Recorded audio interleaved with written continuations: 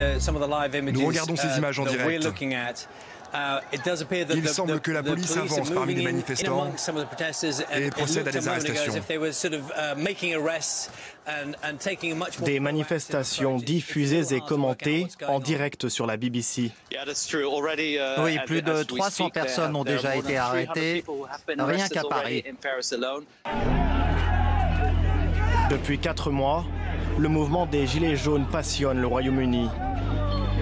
Dans ce pays moins habitué à un tel niveau de violence, la tournure insurrectionnelle du mouvement fait la une de nombreux journaux.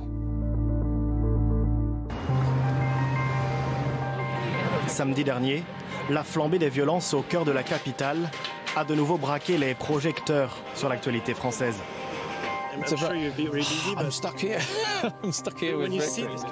Comme beaucoup ici, cet ancien correspondant à Paris s'avoue très surpris par ce nouvel accès de fièvre. Je dois dire que récemment, nous en avons moins parlé, parce qu'on avait l'impression que le mouvement s'essoufflait. On en a parlé à de nombreuses reprises. Par exemple, quand Emmanuel Macron a annulé la taxe carbone.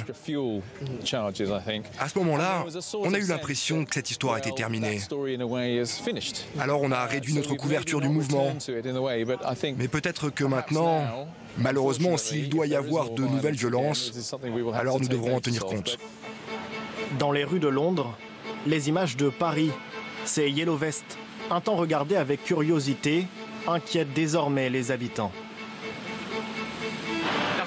Ça n'a pas de sens, ça ne fait que diviser le pays.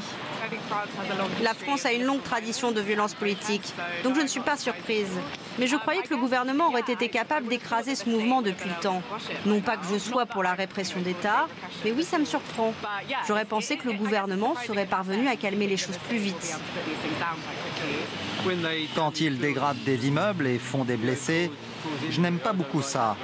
Mais d'un autre côté, je n'aime pas non plus la façon dont certains policiers y répondent. Au Parlement de Westminster, les députés regardent de très près la contestation française.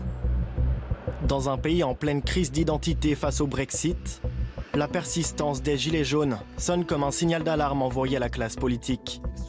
Bob Neill est coprésident du groupe d'amitié franco-britannique à la Chambre des députés.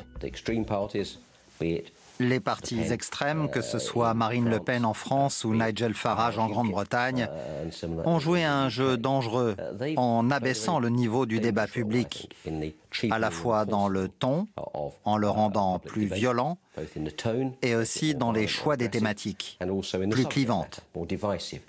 Mais je pense que les partis plus traditionnels sont tout aussi responsables.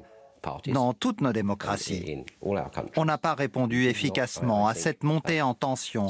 On n'a pas assez pris en compte les préoccupations des citoyens. La haine des élites, de plus en plus présente au Royaume-Uni, est parfois exprimée en clin d'œil au mouvement français. Hier, quelques manifestants vêtus de gilets jaunes ont tenté de forcer l'entrée du Parlement.